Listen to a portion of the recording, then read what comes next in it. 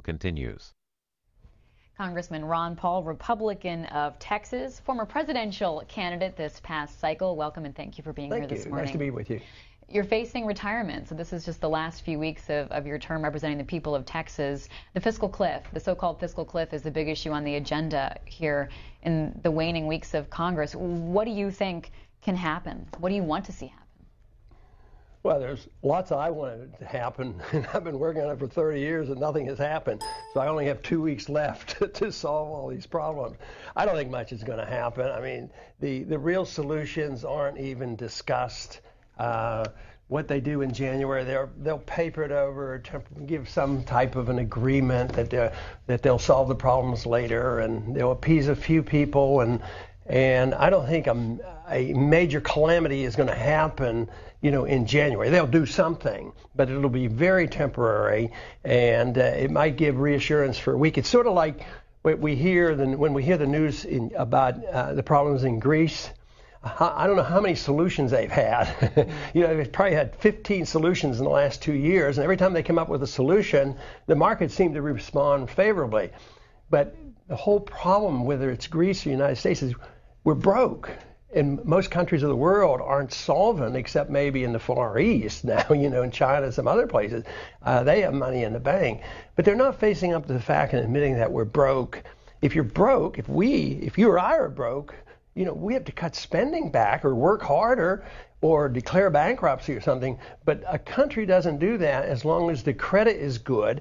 And because of our past performance, because there still is wealth in this country, because we have a strong military, it is perceived that we'll, work our way out of it. So our credit remains good. So that really discourages politicians from feeling the pressure to do something because they're not talking about any cuts. Neither side wants a significant real cut of anything, and so it's impossible. So I think we're at that point where we've passed the opportunity to actually work our way out of this. So I think the inevitable will be delayed, and it's going to take a while for people to realize that we have to change what we're doing in our government, change the role of our government, and that's I think what the people have to realize. If you'd like to talk with Congressman Ron Paul, Republican of Texas, here are the numbers to dial. Democrats, it's 202-585-3880. Republicans, 202-585-3881. And independent callers, 202-585-3882. Let's take a look at one of the issues at stake in this so-called fiscal cliff, the tax increases that could happen if Congress doesn't take action. And we've got a graphic here on the screen to show our viewers. If you make in the $20,000 range or lower, your average tax increase would be about $400. If you make between $20,000 and $40,000, you're looking at a $1,200 tax increase, and it goes up from there. The $40,000 to $64,000 range, it's almost $2,000 in your taxes going up. And then if you make between $64,000, $108,000, you could see a boost in your taxes of $3,500. And then if you make even more than that, looking at $15,000 tax increase for the higher wage earners in the $108,000 income bracket and beyond. Congressman Paul, do you think Congress do you think this will happen? I mean, you've just talked about sort of what the 113th Congress may do in the coming year, but what about some of the short-term stuff? Well, I think there'll be every effort to not raise those taxes on the low income and middle income individuals, but it just represents the fact that they don't have a solution because they gave these temporary cuts, on the withholding tax and all, and they're kidding themselves. So I think they'll probably change that a little bit, but they still will face a major problem. And this is the reason I think the markets are so weak here since the election, that not only are they facing this crisis, but the taxes are going to go up. I mean, the president's pretty blunt about this, but he says, we're only going to raise it on the rich. Well, the rich are the ones that, sometimes start a business and other things. So and you point out correctly that some of these taxes are going to go up unless they change things on the middle class and the poor.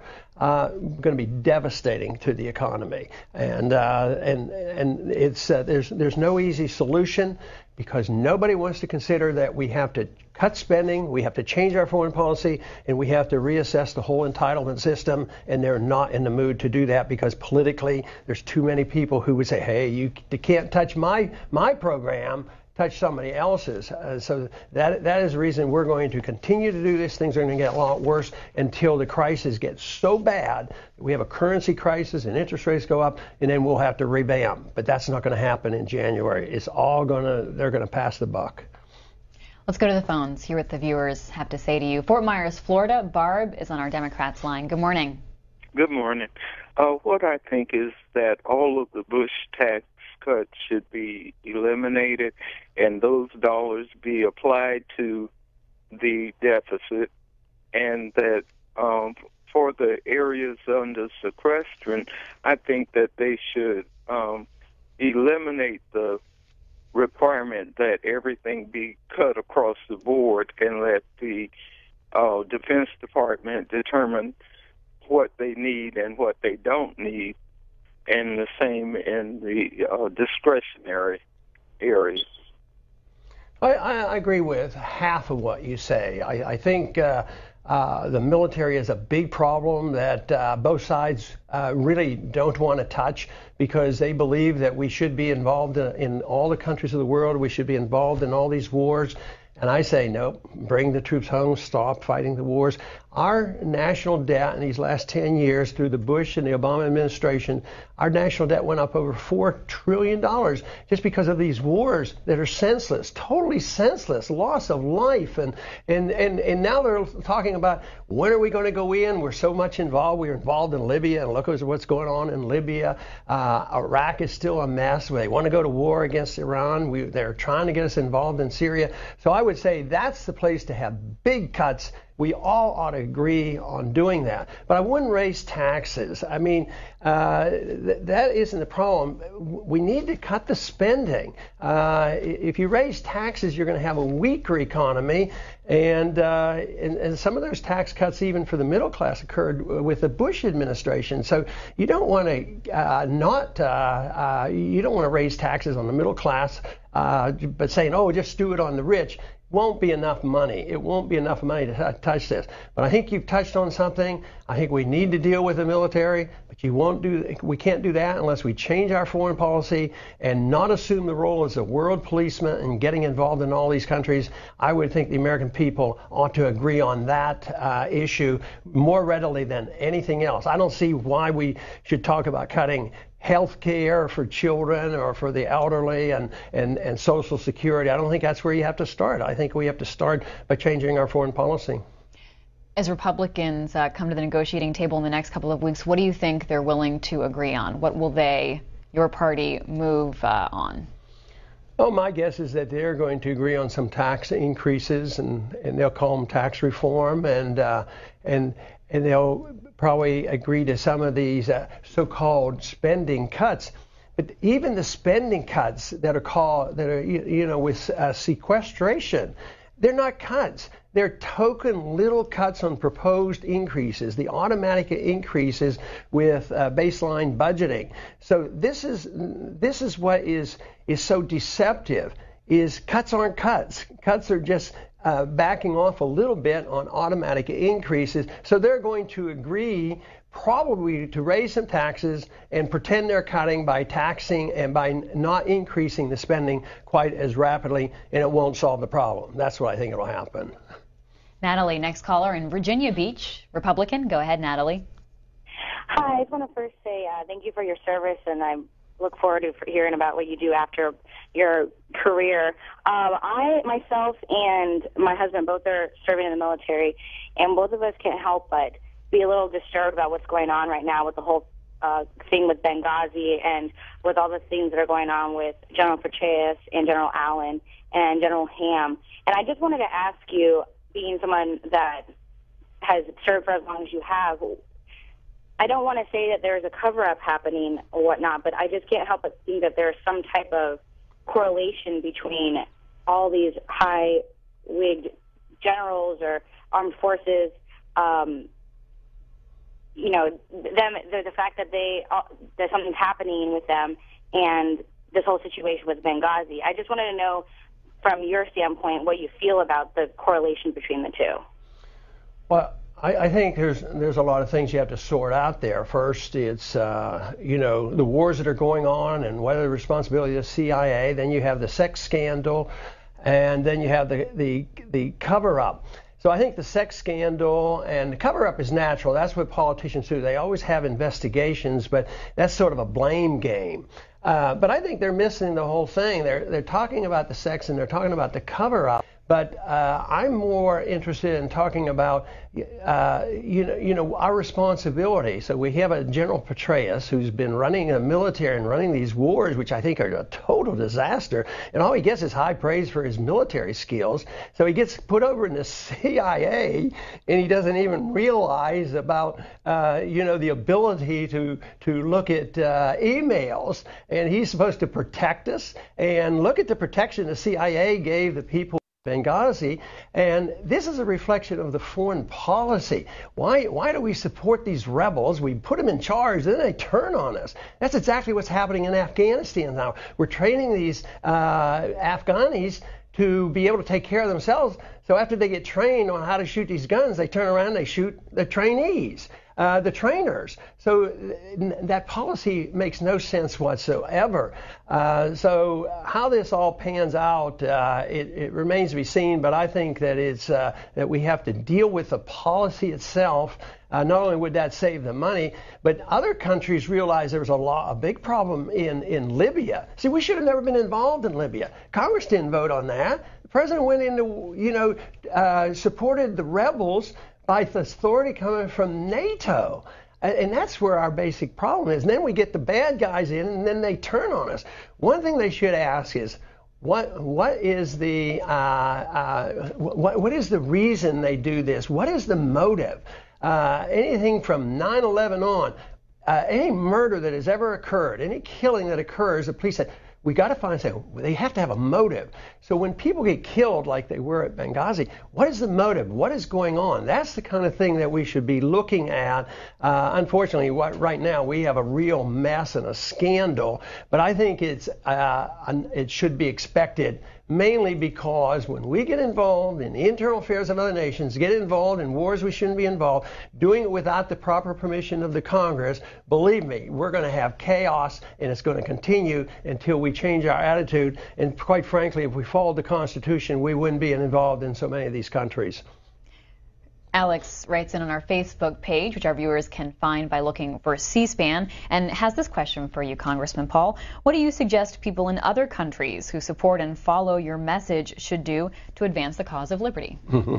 Well, they have a personal responsibility. They need to understand it and how personal responsibility solves a lot of the problems. Government reflects the people, and if the people assume responsibility for themselves, it would be less for the government to do. But what we need to do is to restrain the government, and that's what the Constitution does. The Constitution has no restraints on the people. The restraints are placed on the government, but we don't follow that.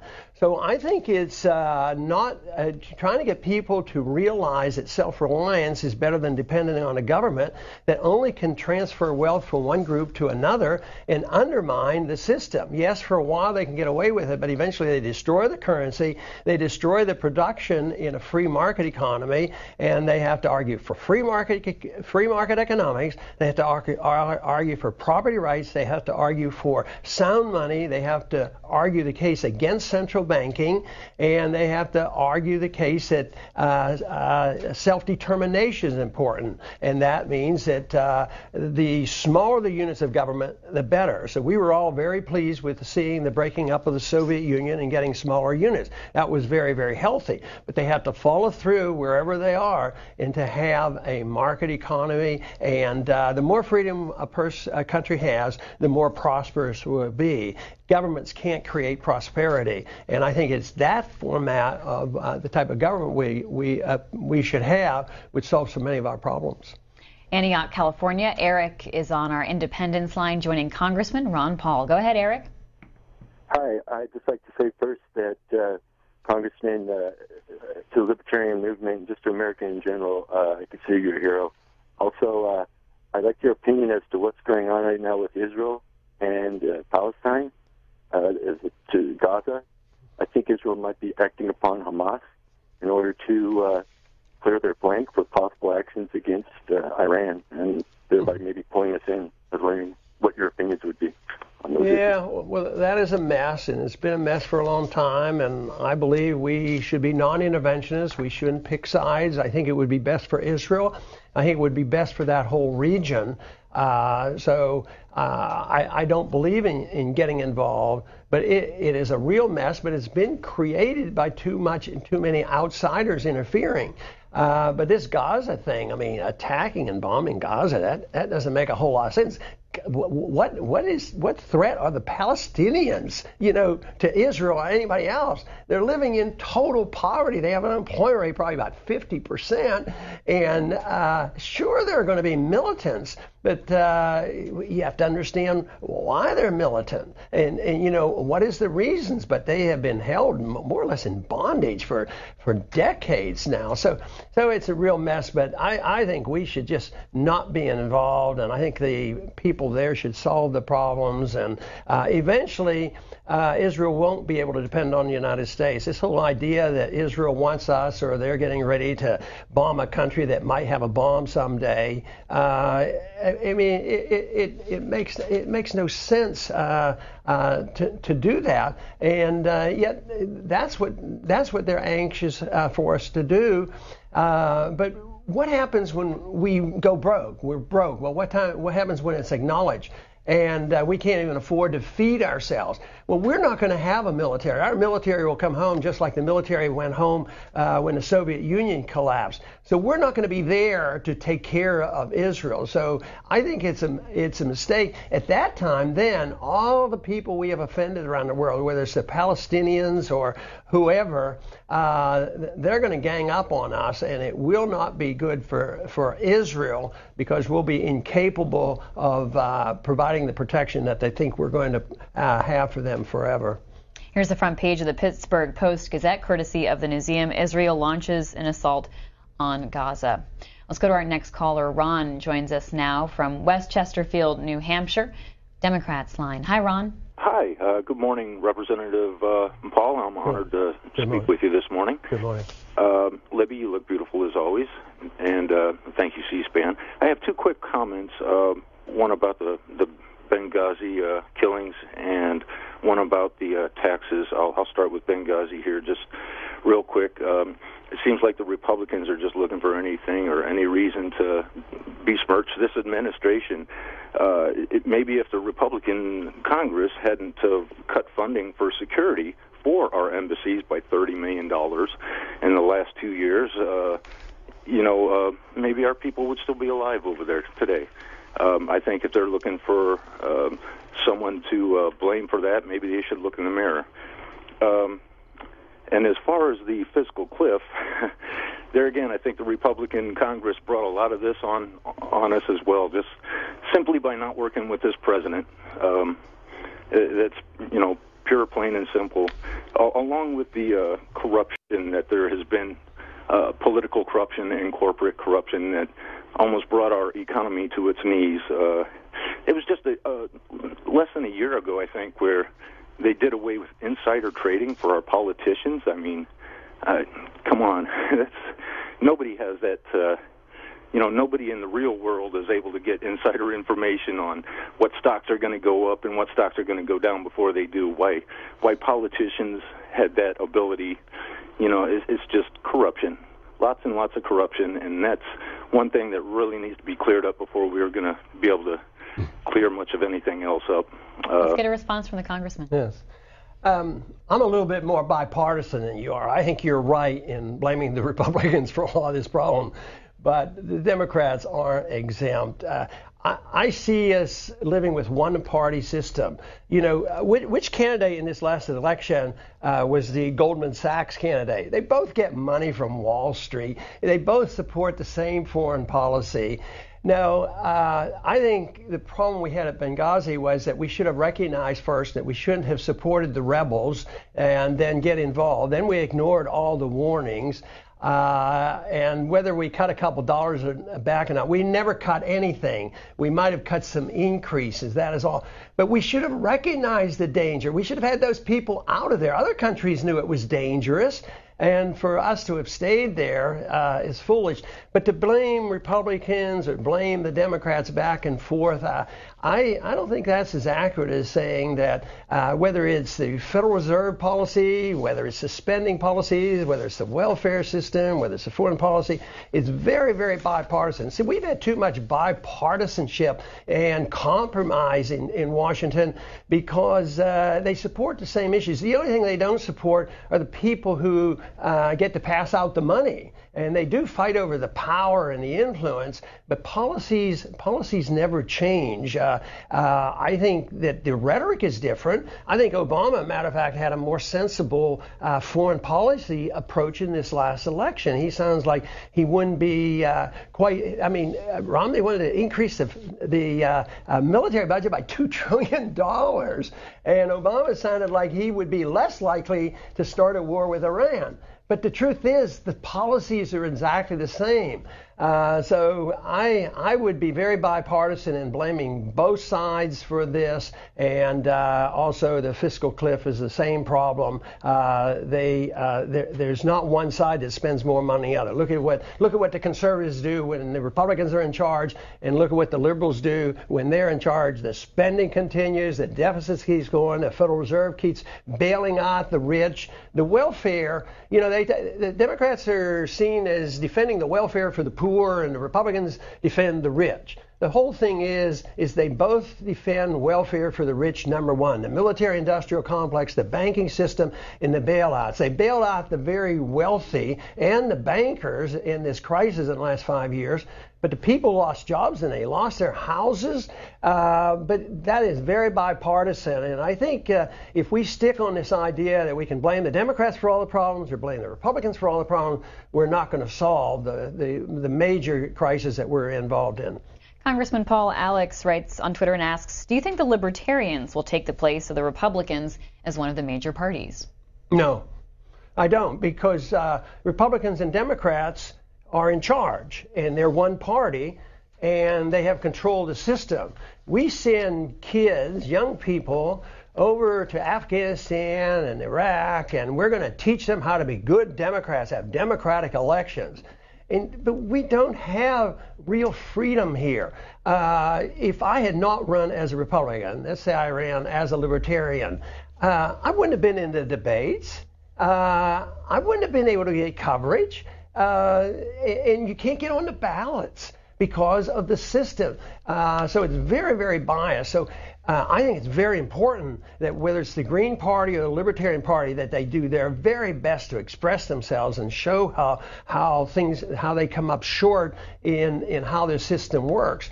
But under the rules today, it's virtually impossible to compete and become a major problem. The only way we can do it is if you have correct ideas. You should infiltrate both the Democratic and the Republican Party. For instance, Keynesian economics is the prevailing economic theories of the last 60 or 70 years.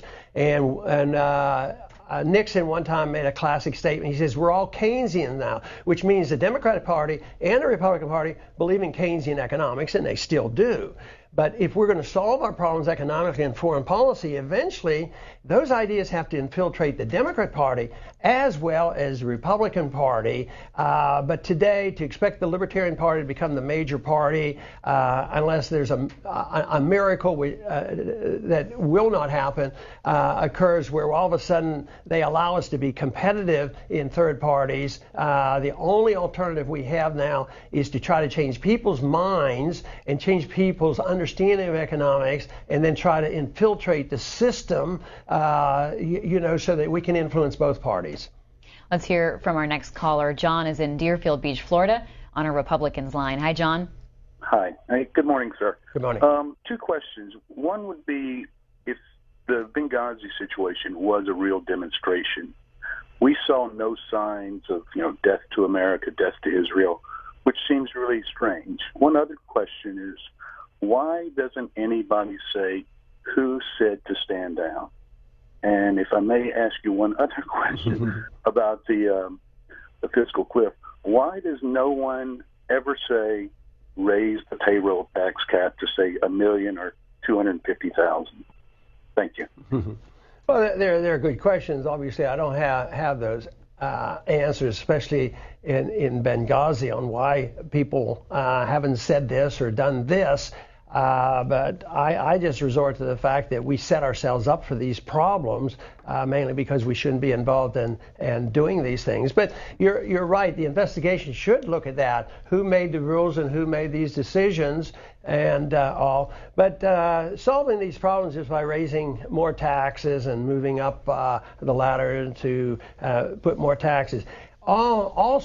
Spending is the tax. Not the tax is all secondary. It's the spending. So as soon as the spending occurs, they're either going to have to taxes, which people know and understand, or they're going to borrow the money, which is a tax because somebody else has to pay that and you pay interest on it, or you print the money and your prices go up and the value of the dollar go down and you have financial bubbles and you have crashes. So spending is the problem. This whole idea that you can come up with a solution. A lot of conservatives like the fair tax. Well, my fair tax is no tax, no income tax, but no spending. But as long as you want the government to take care of everybody and think the government can manage our lives and manage the economy and have a safety net for the rich, as well as pretending to take care of the poor, and as long as you believe you can police the world, none of these problems can be solved. You have to cut spending. You can't cut spending unless you have restraint on the government. And it isn't like I'm inventing this and I want you to do something new and strange. All we'd have to do is have people in Washington who would take the oath of office seriously and look at Article 1, Section 8 and say, oh, you mean that's the only thing we're allowed to do? And if it's not prohibited by the Constitution, you mean everything goes back to the states and to the people, like the Amendment 10, 10th Amendment? That would solve the problem. But nobody is interested in that. They're interested in, how am I going to get this? Who am I going to stick? Who's going to be the victim? How are we going to soak the rich? At the same time, all these things that are pretending to soak the rich, they'll get around it, believe me. They'll go offshore. But who suffers? The people who lose their jobs. Right now, we have 47 million people on food stamps. We still have 20-some thousand people who are unemployed, and our government tells us we're coming out of the recession. So those are the kind of things that you have to deal with, and you can't do it by more of the same. More spending, more debt, more borrowing, and more printing of money. Believe me, that's all we're doing, and we're just driving ourselves into a deeper hole. Congressman Ron Paul represents Texas' 14th district. That includes Galveston, Lake Jackson, Victoria, and Freeport. He's rounding out his 12th term, retiring at the end of this 112th Congress. And of course, he ran for president this past year as part of the campaign 2012 in the Republican field. He was also the Libertarian Party nominee for president back in 1988. His experience includes time as an Air Force flight surgeon, a U.S. House member for a couple of different time periods. He was the Republican nominee for U.S. House back as early as 1974, before you entered office in 1979. Well, we dug into the C-SPAN archives to find some footage of you in the C-SPAN video library, talking about some issues that you're still passionate about to this day. This is from April 20th, 1983. Let's take a look at Congressman Ron Paul. Following the bombing of our embassy in Lebanon, there have been statements concerning the need to tighten security at all U.S. embassies in order to protect U.S. diplomatic personnel. No one has suggested an obvious alternative for protecting our foreign service personnel stationed abroad. We should withdraw our diplomatic personnel from volatile areas of the world. In suggesting such a withdrawal, I'm not suggesting the breaking of diplomatic relations with these foreign governments. If the closing of our embassies is impossible, we should at least be taking steps to greatly reduce the scope of their functions. In this era of rapid transportation and instantaneous communications, the role of our embassies and of the ambassadors serving abroad has drastically changed. In previous eras, when communications and travel were slow and cumbersome, the U.S. ambassador made binding policy decisions without consultation with Washington. Nowadays, the decision-making process is centralized in Washington. Ambassadors and embassy personnel merely carry out policy decisions that are made at Foggy Bottom. Modern technology has reduced the need for the large embassies. We must also end the practice of stationing intelligence agents in our embassies. This practice helped to precipitate the hostage crisis in Iran and possibly even in Lebanon. These intelligence agents serve no diplomatic function whatsoever. Well, that's our guest, Congressman Ron Paul, back on April 20th, 1983. We found that in the C-SPAN video library. Congressman Paul. I'm amazed. I remember that period of time very well. I do not remember that particular speech, but it seems like the more things change, the more they stay the same. I mean, some of what I was talking about there could apply to, particularly in Libya right now, and I think I said this earlier. Well, why stay there? Why get involved? And but the final, once again, it isn't something that I thought this up. It's just sort of looking at our history and looking at some of the advice. The founders, we consider, most people honor the founders as being pretty smart individuals, and they say, stay out of entangling alliances, don't even get involved in internal affairs of other nations, be friends with all nations, practice diplomacy, and have trade with people, and be more tolerant of their problems, like we can't go in and solve them, and that we would have a better worldwide situation, we'd have more prosperity and more peace. But I think it's a great idea, and I think if we'd have taken that advice from the founders, we would have had less problems, certainly throughout the 20th century. Just look at the 20th century, the hundreds of millions of people that died in all the wars that went on. In the 21st century, it looks like we've accepted the notion that we're going to have perpetual war. The global war on terrorism. We have a drone warfare. We declare that whoever's running it, the CIA or the military, that we can drop a bomb, we have kill lists, that Americans can be put on it, and we have drone warfare, and that we can attack anybody, any place, anytime.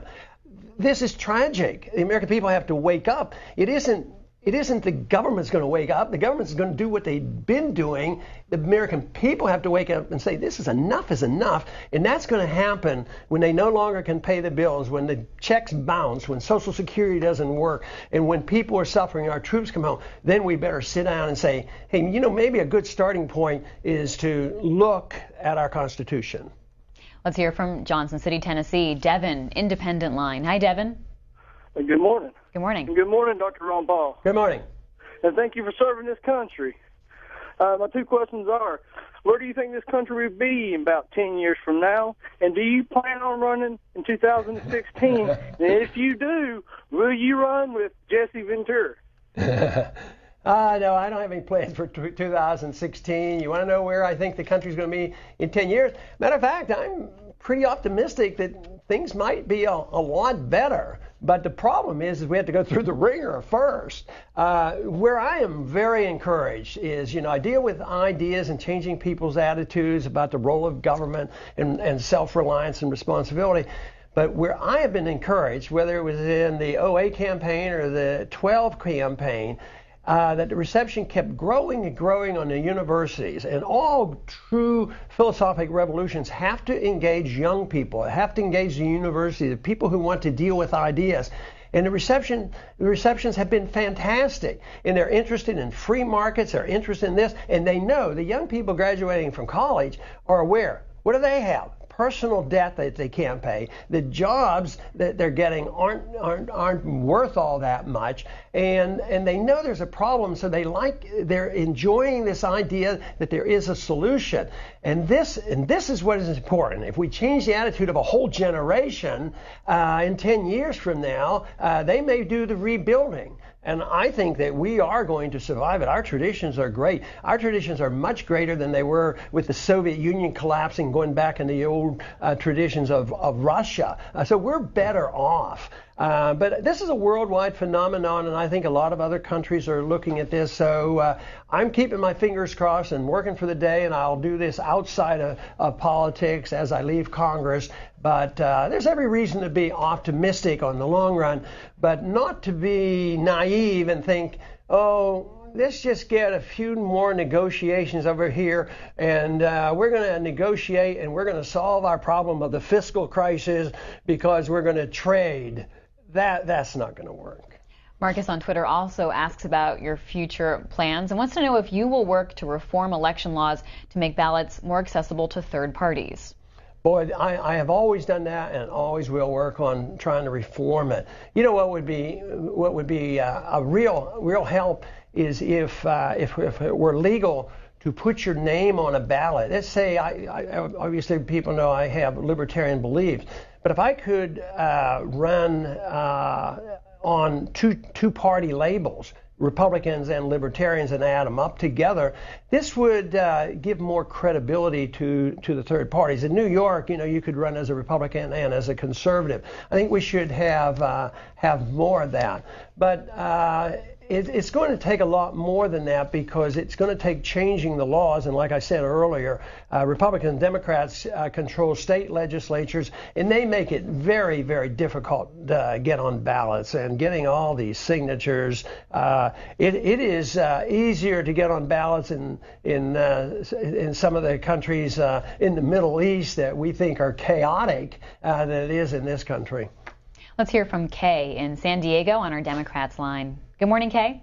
Good morning. Good morning. Hello, Dr. Paul. I'm so honored to talk to you, and I admire how all these years you've walked to the beat of your own drummer. And I wanted to let you know that my grandson Nathan, who's 15, was inspired by you to get interested in politics, and so he's really coming along and learning a lot. My question is, I hear you speak of it sometimes, but even though I study politics and I'm really interested in it, I've never been able to understand the Federal Reserve Bank and how it works.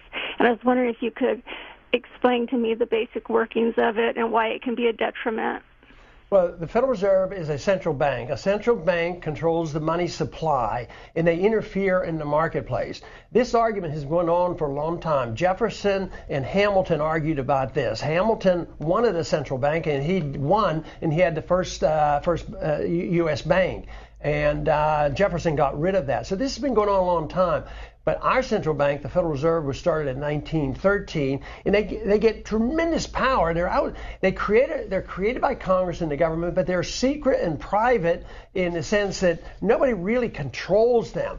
So right now, for instance, the Federal Reserve, in this banking crisis and financial crisis we had in 08 and 09, the Federal Reserve was able to create out of thin air $15 trillion and pass it out around the world to central banks and corporations and foreign governments, and it's all secret. Now, we're getting more exposure, and we work real hard on getting the audit, but it is their power to create money out of thin air, and what they do is they lower interest rate lower than they should be, sends bad information, so it causes financial bubbles. So just putting more money in circulation doesn't cause more prosperity. It causes, say, like prices of houses to go up too high until people discover it, and then there's a crash. So that business cycle and the extremes are caused by the Federal Reserve. So it's one of the biggest issues. But there's a lot of good things on the internet about the central bank, and people should read the writings of Murray Rothbard, who has some very, very good literature written about the central bank. There's one, "What Has the Government Done to Our Money?" is an excellent little pamphlet that he's written.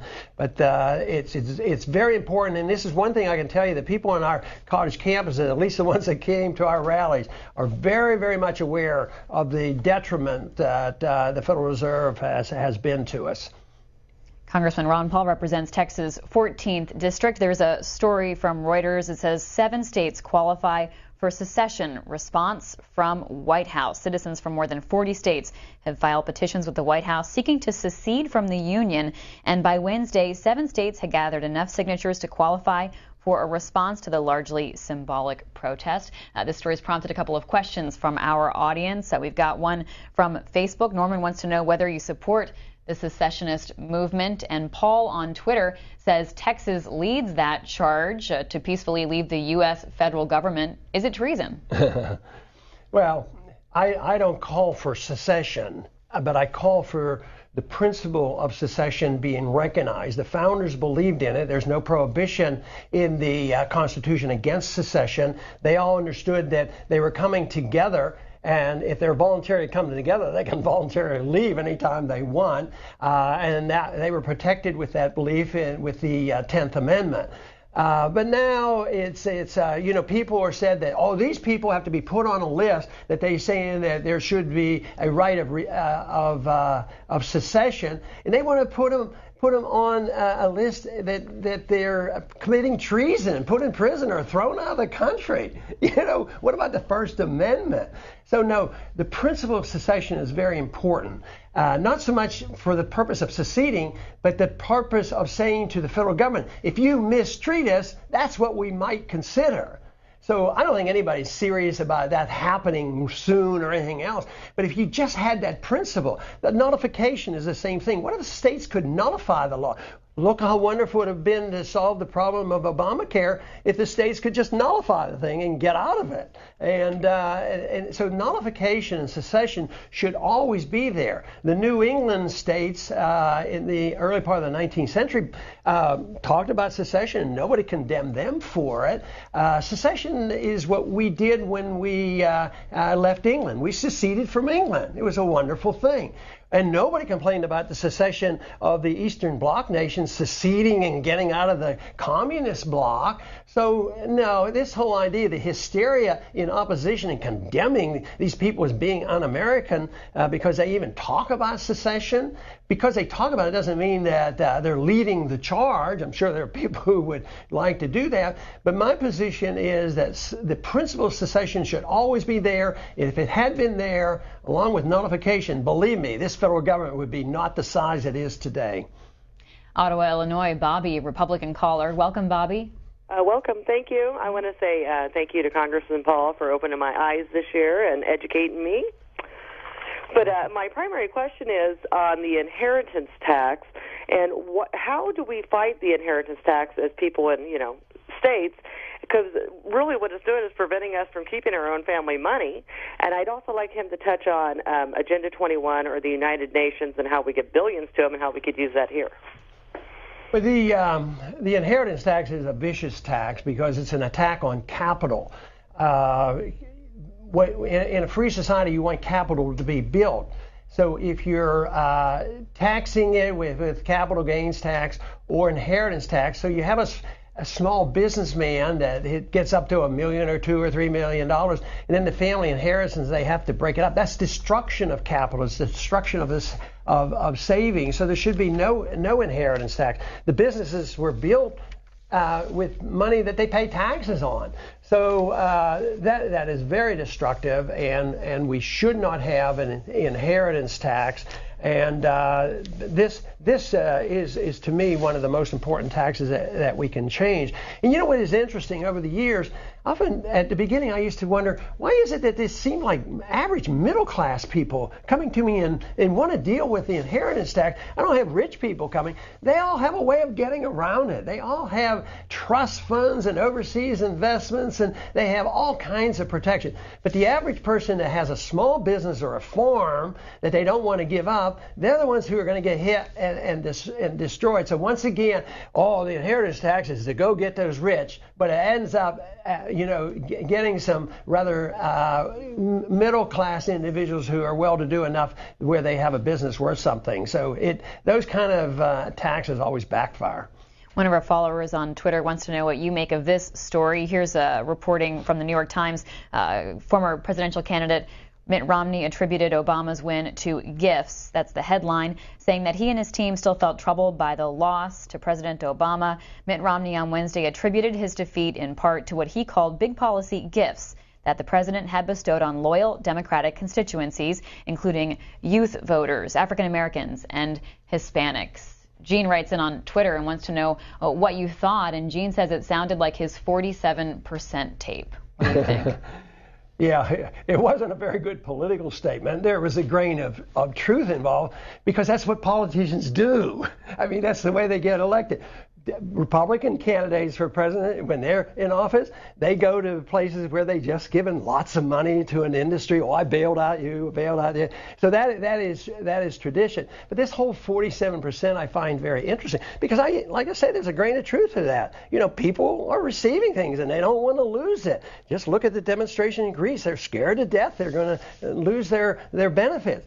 But what he forgot to say is the big money, the big benefits, the big welfare goes to the corporations, the military-industrial complex. So it's bigger than 47%, and that's why the status quo is maintained. So if you're at Boeing and you're getting fantastic contracts from airplanes, and Romney wanted to spend $2 trillion more in military, I mean, he's promising too. You vote for me, I'm going to buy more weapons.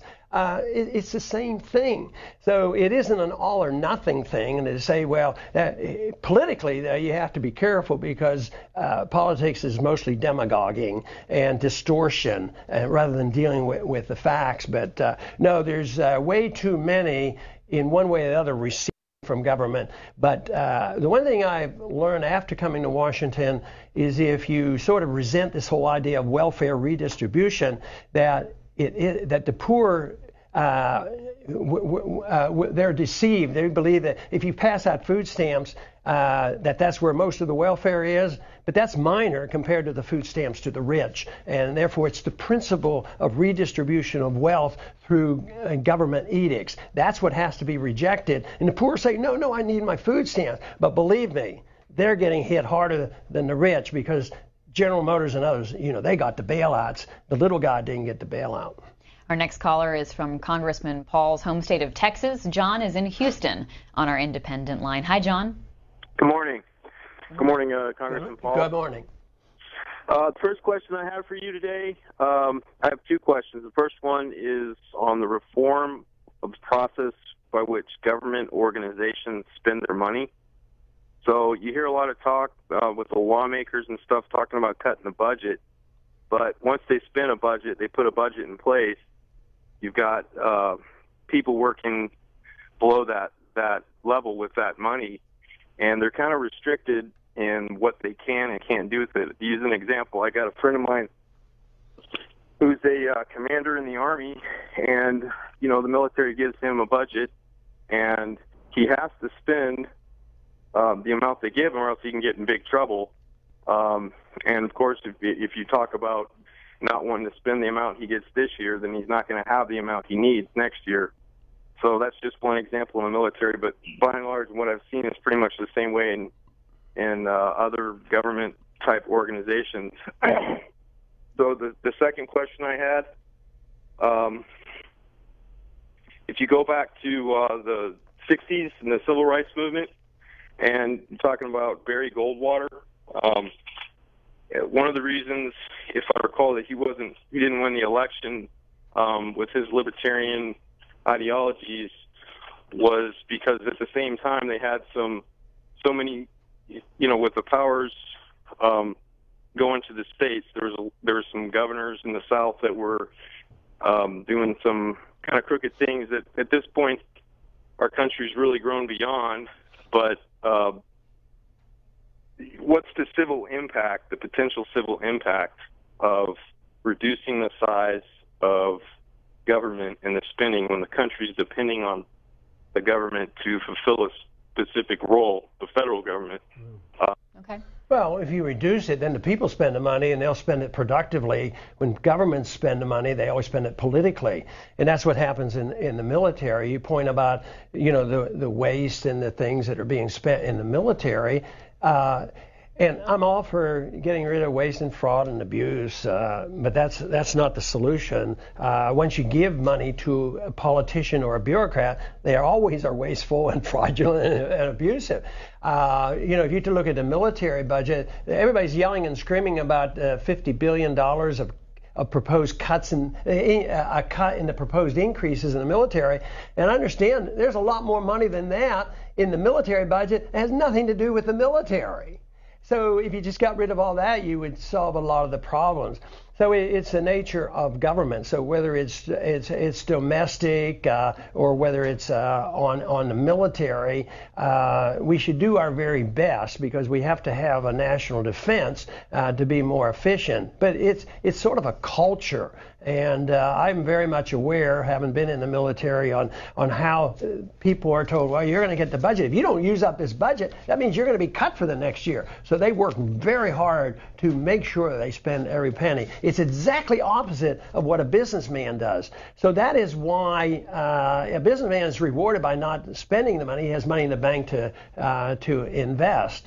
So this is exactly opposite. They're encouraged to do the wrong thing, and that's why there's so much more benefit from a business decision. Individuals, whether it's the average saver, the average worker, or whether it's an investor, they're not capable of avoiding mistakes. They're going to, but they only involve themselves. But when government makes a mistake, it involves all of us, and that's where the problem is.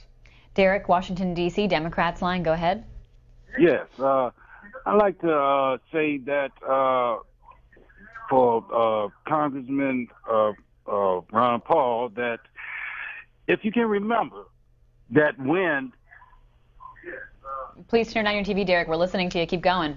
Okay, if you can remember when Mitch McConnell was asked what would be the Republicans' top agenda, and he responded by saying it would be to make President Obama a one-term president.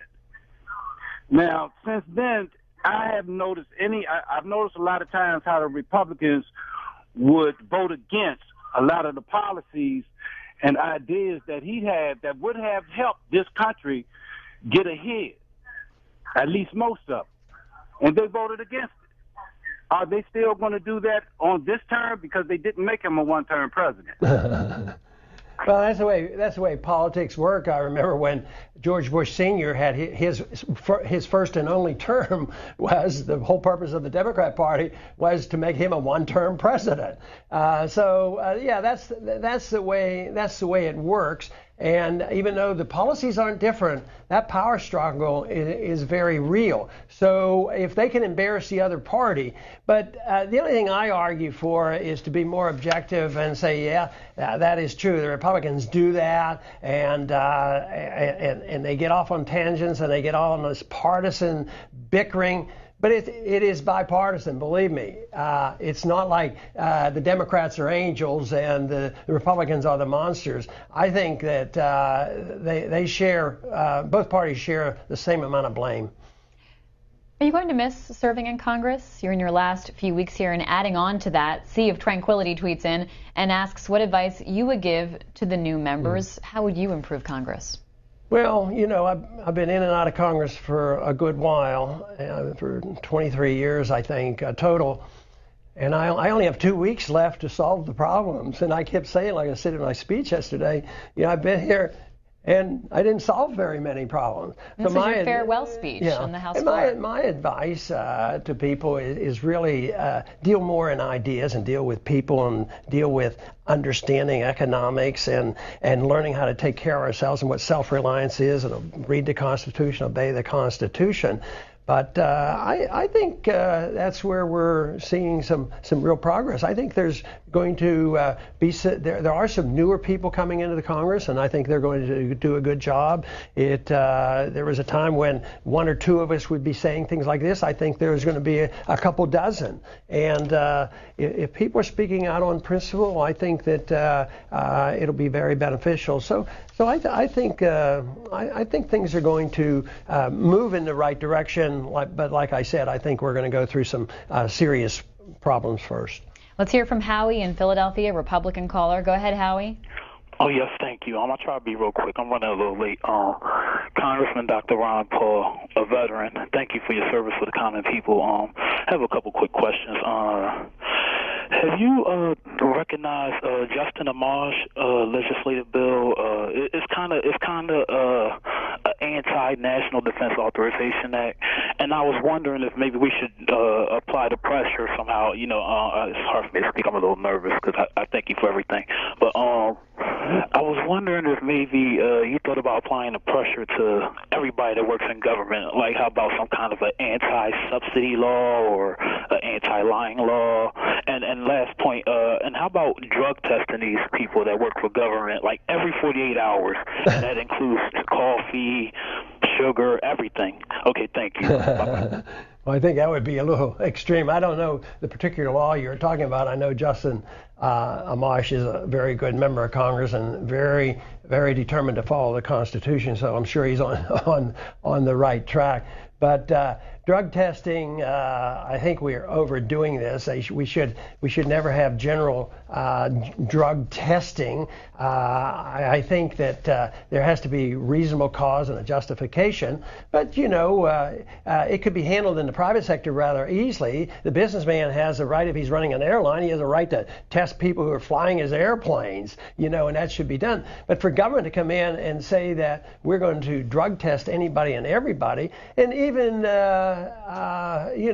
federal officials, if they don't have a vital function, I don't believe in generalized drug testing for everybody that works for the federal government unless they're in a position where they could endanger others. So I don't think that would solve many of our problems. Matter of fact, I've been pretty strong on record about emphasizing how bad this drug war has been and the carelessness, how we violate civil liberties when it comes to enforcing these drug laws. What do you think about the ballot initiatives that passed in Colorado and Washington State to legalize recreational use of marijuana? Does that signify a change? I think that's very good, and that's where it should be done. It should be done at the state. The state should, prohibition of alcohol nationally was a total disaster. Al Capone did quite well with it, and the drug dealers are doing quite well today.